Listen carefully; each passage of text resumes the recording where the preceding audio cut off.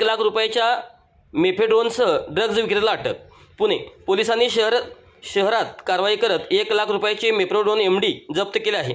सध्या पुण्यात ड्रग्ज तस्करीमध्ये वाढ झाल्याने चित्र आहे। दरम्यान मार्केट यार्ड पोलिसांनी ड्रग्ज तस्करीतील एका कुख्यात गुन्हेगाराला केलेल्या कारवाईअंतर्गत अटक केली आहे।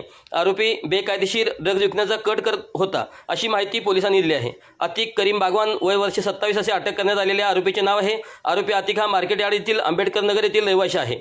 पोलिसांनी माहिती मिळाल्यानंतर पोलीस पथक तपासासाठी निघाले तेव्हा त्यांना आंबेडकर नगर परिसरात बागवान अंधारात उभा असल्याचे दिसून आले।